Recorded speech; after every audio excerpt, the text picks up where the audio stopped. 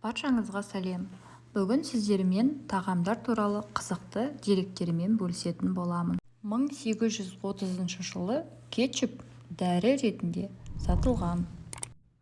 Ал оңтүстік Америкада құмырсқаларды жүгері сияқты қуырып жейді. Киви шын мәнінде Қытайдан шыққан.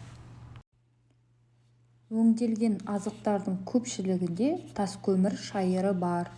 Ол балалардың шектен тыс белсенділігін тудырады. Брокколидің құрамында С дәрумені апельсиндегіден, ал кальций сүттегіден 2 есе көп.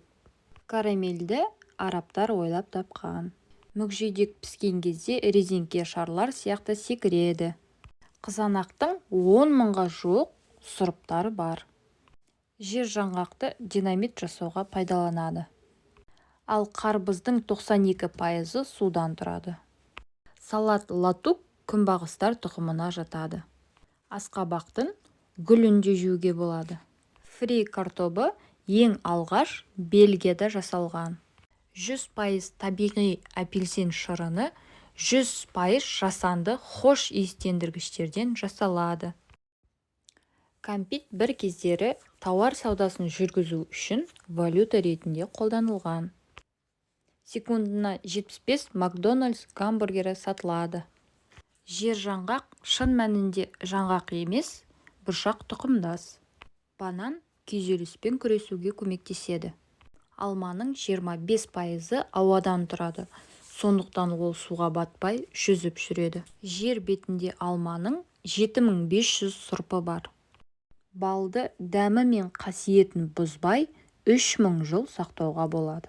Етті ең аз тұтынатын халық үнділер. Корейлер 8 аяқты тірідей жейді.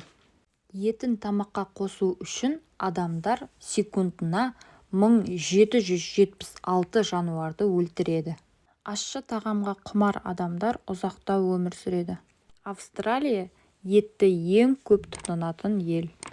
Банан, қызанақ, қарбыз бен асқабақ жеміс. Тамаққа көкөніс қосудан қорқу лоханофобия деп аталады. Бадам шабдалы тұқымдастарға жатады. Шие ағзадағы қабыну мен буын ауруларының алдын алады.